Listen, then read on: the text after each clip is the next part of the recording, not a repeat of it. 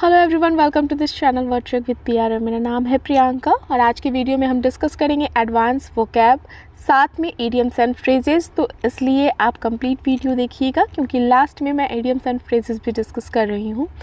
चलिए, अगर मेरे बोलने का स्पीड आपको कम लगे, तेज़ लगे या जनरली कम लगे तो आप प्लेबैक स्पीड में जाकर अपने अकॉर्डिंग, अपने सुनने के अकॉर्डिंग और समझने के अकॉर्डिंग स्पीड को घटा या बढ़ा सकते हो। ठीक है, चलिए हमारा पहला वर्ड है फस्टियन। फस्टियन FUSTIAN।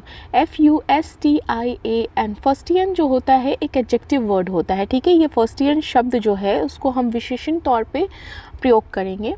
अब फस्टियन का अर्थ होता है क्या? आत्म प्रशंसा से भरा हुआ, आत्म प्रशंसा से भरा हुआ आडंबरपूर्ण या दिखावटी भाषण या लेखन। अगर कोई व्यक्ति जो है सपोज़ करो कि ऐसा स्पीच है या ऐसी राइटिंग है जहाँ जो फस्टियन है, मतलब कि उसमें जो है आत्म प्रशंसा, खुद की प्रशंसा की गई है। ठीक है, और ये जनरली आडंबरपूर्ण और दिखावटी होता है।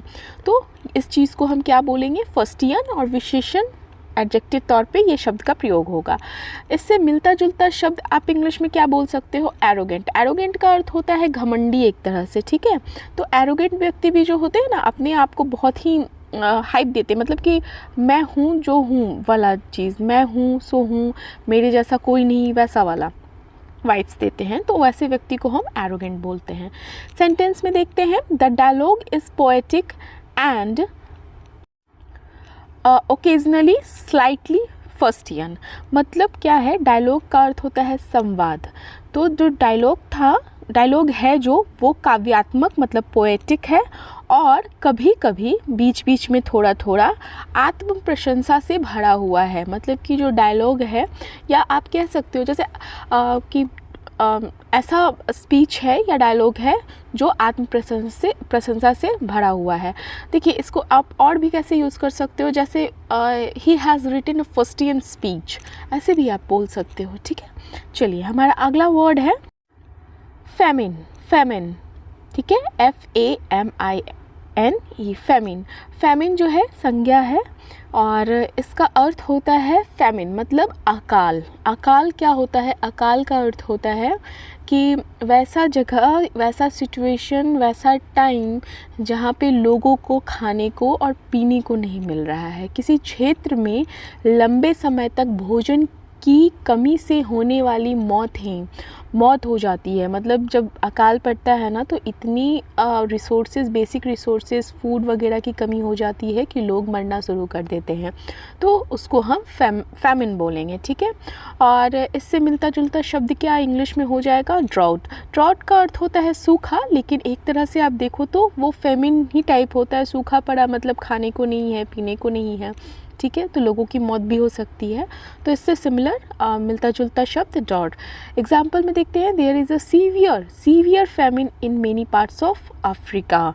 There is severe famine in many parts of Africa, मतलब अफ्रीका के कई हिस्सों में बहुत ही भयानक अकाल पड़ा है। सीवियर मतलब होता है बहुत ही इंटेंसिटी उसकी बहुत हाई, मतलब कि बहुत ज़्यादा। ठीक है, तो अफ्रीका के कई हिस्सों में बहुत भयानक अकाल पड़ा हुआ है।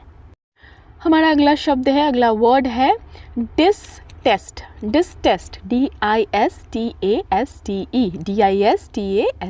डिसटेस्ट। डिसटेस्ट एक नाउन है, संज्ञा है, वर्ड, और जिसका अर्थ होता है घृणा। ठीक है, मतलब कि कुछ ऐसा जो डिसटेस्ट है, मतलब कि घृणा फिल्दी है। ठीक है, जिसको देखकर आपको बहुत अच्छा फील नहीं हो, घृणा आए। तो यह महसूस करना कि कोई चीज़ आपको अप्रिय है या आपको ठेस, मतलब डिसलाइक, आप उसको पसंद नहीं कर रहे हो, डिसलाइक कर रहे हो। ठीक है, या आपको हर्ट कर सकती है। हर्ट मतलब फिजिकली नहीं, लेकिन एक होता है ना घृणा, मतलब नापसंदगी। ठीक है, तो इसको हम डिसटेस्ट बोलेंगे, घृणा। और इससे मिलता जुलता इंग्लिश में शब्द आप क्या बोल सकते हो? डिसलाइक। ठीक है, डिसलाइक। एग्जाम्पल में देखते हैं, he could not hide his distaste at having to sleep in such a filthy room. इसका अर्थ हुआ वह ऐसे गंदे कमरे में सोने के प्रति अपनी नापसंदगी मतलब अपनी घृणा छिपा नहीं सका, मतलब दिख गया। जब उसको वो रूम दिया गया, कमरा दिया गया सोने के लिए, तो उसको उस कमरे से घृणा आई और वो इस चीज़ को हाइड नहीं कर सका, छिपा नहीं सका। ठीक है, चलिए हमारा अगला वर्ड है आगास्ट। आगास्ट, AGHAST, आगास्ट। अगस्त जो होता है ये एक एडजेक्टिव वर्ड है जिसका अर्थ होता है भयचकित। भयचकित मतलब कि चकित होना लेकिन भय में, मतलब डर में। ठीक है, तो डर में जब आप चौंक जाते हो, चकित हो जाते हो, तो उस को हम आगास्ट बोलते हैं। या भौचक्का रह जाना, जैसे होते हैं ना बहुत फियरफुल, जैसे आप फ्राइटेंड जिसको आप बोल सकते हो। ठीक है, भौचक्का रह जाना। जब आप कुछ देखते हो या सुनते हैं तो भय और आश्चर्य साथ साथ, डबल इमोशन है यहाँ पर, मतलब थोड़ा सा फियर भी होता है और स्ट्रेंज आश्चर्य भी होता है, से भर जाते हैं। तो जब आप कुछ ऐसा देखते हैं या सुनते हैं तो आप जब भय और आश्चर्य से भर जाते हैं, तो उस सिचुएशन को अगर हम वर्ड में एक्सप्रेस करें, बोलें, तो उसको हम आगास्ट बोलेंगे। ठीक है, भयचकित या भौचक्का। इसका हम सिमिलर वर्ड क्या बोल सकते हैं इंग्लिश में? शॉक्ड हो जाना, कहते हैं ना, शॉक्ड होना, या हॉरिफाइड, डर जाना, हॉरिफाइड हो गए, तो इस चीज़ को हम आगास्ट बोलेंगे। He stood aghast at the terrible sight. He stood aghast at the terrible sight, जिसका अर्थ होता है वह भयानक दृश्य देखकर भौचक्का रह गया। वह उसने ऐसा दृश्य देखा जो भयानक था और डरावना था, तो उसे देखकर भौचक्का हो गया, रह गया। Next one is abnegation. Abnegation, abnegation ABNEGATION। Abnegation एक नाउन है, एक संज्ञा है जिसका अर्थ होता है अस्वीकार, किसी चीज़ को डिनाई कर देना, किसी चीज़ को स्वीकार नहीं करना, तो उसे हम अस्वीकार बोलते हैं। या किसी चीज़ को त्यागना, ठीक है, त्यागना, तो किसी चीज़ को त्यागना या अस्वीकार करने को हम क्या बोलेंगे? एब्निगेशन। और इसको हम सिंपल इजी इंग्लिश में डिनाइल बोल सकते हैं, DENIAL। डिनाइल का मतलब होना है किसी चीज़ को ना मानना, डिनाई कर देना। They discuss the abnegation of God, मतलब कि उन लोगों ने डिस्कस किया मतलब ईश्वर को, जो भगवान हैं, उनको नकारना और त्यागना। जैसे डिस्कस किया कि भगवान हैं या नहीं हैं, कि मतलब उनको नकारा, त्यागा, तो इस चीज़ को हम क्या बोलेंगे? डिनाइल को एब्निगेशन, अस्वीकारना। Next one is abettor. Abettor, ABETTOR, ABETTOR। Abettor एक नाउन है जिसका अर्थ होता है अपराध में सहयोगी। जब कोई व्यक्ति अपराध करता है तो उसके साथ उनके उस अपराध में जो जो उसका साथ देता है वो क्या हो जाएगा? अबेटर हो जाएगा। तो वो एक व्यक्ति के बारे में बात हो रहा है, इसलिए वो नाउन हो गया, संज्ञा हो गया। ठीक है, तो कोई व्यक्ति जो किसी दूसरे व्यक्ति को कुछ गलत या गैर कानूनी का इंग्लिश क्या हो गया? इल्लीगल। तो लीगल काम करने में मदद करता है, हेल्प करता है या प्रोत्साहित करता है। प्रोत्साहित मतलब क्या होता है? प्रोत्साहित का मतलब होता है कि उसको उकसाना। ठीक है, मतलब कि हाँ तुम बहुत अच्छा कर रहे हो, तो प्रोत्साहित करना। तो उस तरह के व्यक्ति को हम क्या बोलेंगे? अबेटर, अपराध में सहयोगी। इसका इजी इंग्लिश होता है accomplish. accomplish, ACCOMPLICE, accomplish। Example में देखते हैं, the burglar partially blames his actions on his uncle, the abater of his crimes। Burglar मतलब जो चोर है, जिसने चोरी करी है, तो बर्गलर जो था वो अपने कार्यों के लिए आंशिक का इंग्लिश क्या होता है? पार्शियली। ठीक है, तो आंशिक रूप से अपने चाचा, अंकल, जो उसके अपराधों के लिए उकसाते हैं, उनको दोषी मानता है। ठीक है, चलिए, तो अब हमारा नेक्स्ट है इडियम्स एंड फ्रेजेस। कुछ वर्ड्स मैंने डाले हैं, इसको देखिए। वर्ड्स में मैंने आपको एक तो वर्ड मेन वर्ड हुआ और उसके जो सिनोनिम्स हो गए वो भी एक वर्ड हुआ। ठीक है, तो इस तरह से। और अभी कुछ इडियम्स एंड फ्रेजेस देखते हैं। तो पहला हमारा इडियम है after one's own heart. After one's own heart, after one's own heart का अर्थ होता है आपके जैसे ही राय या रुचि रखने वाला ऐसा व्यक्ति जो आपके जैसा सोचता हो बहुत हद तक, बिल्कुल डिट्टो नहीं लेकिन बहुत हद तक, या आपके जैसा इंटरेस्ट रखता हो। जैसे आपको मूवी देखना बहुत पसंद है, ओल्ड मूवीज़, तो उसको भी ओल्ड मूवीज़ देखना पसंद होगा, या खाने में, तो इस तरह के व्यक्ति को हम इडियम से मतलब बोल सकते हैं आफ्टर वंस ओन हार्ट।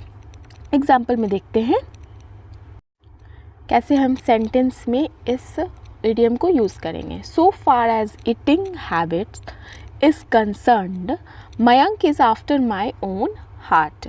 मतलब क्या हुआ कि जो जहाँ तक खान पान की आदत का सवाल है तो मयंक जो है वो मेरे जैसा है, मतलब मेरी पसंद और उसकी पसंद बहुत हद तक सेम है। Next one is add insult to injury.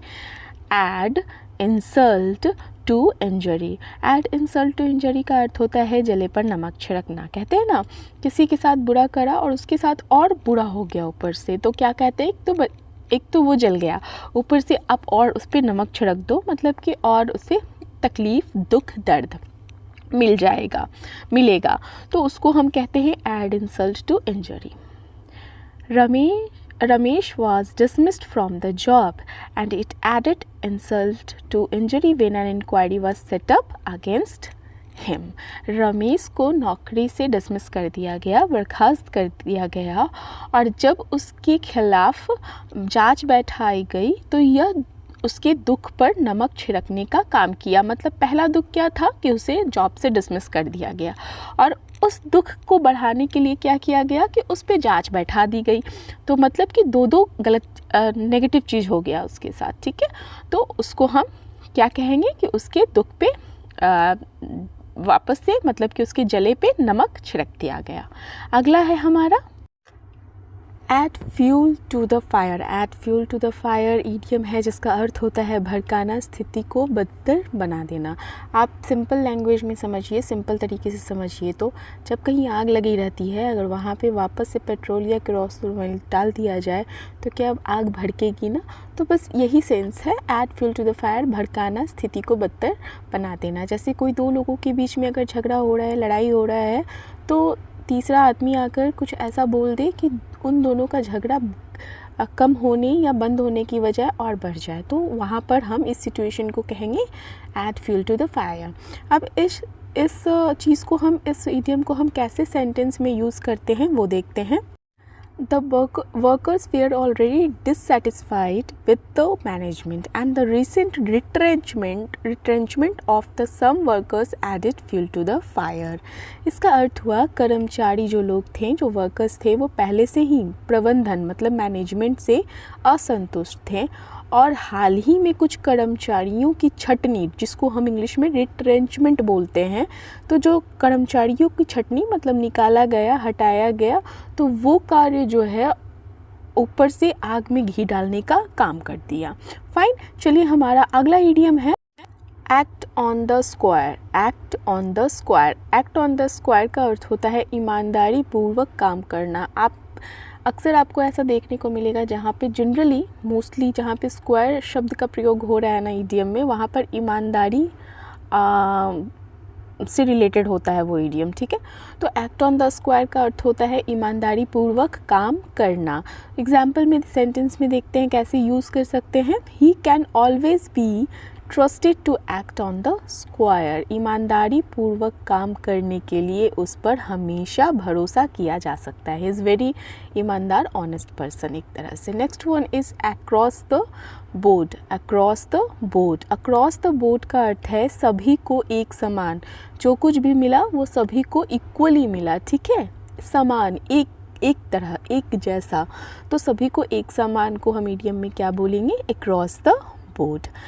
Sentence में देखते हैं the promotions fair granted across the board. सभी को एक समान, एक ही जैसा प्रमोशन, पदोन्नति बोला जाता है शायद प्रमोशन को, कमेंट कीजिएगा अगर मैं गलत हूँ तो। सभी को एक समान प्रमोशन दी गई। So thank you for watching. अगर आपको मेरी बोलने का बताने का समझाने का तरीका अच्छा लगता हो तो आप मेरी वीडियो को लाइक कीजिए।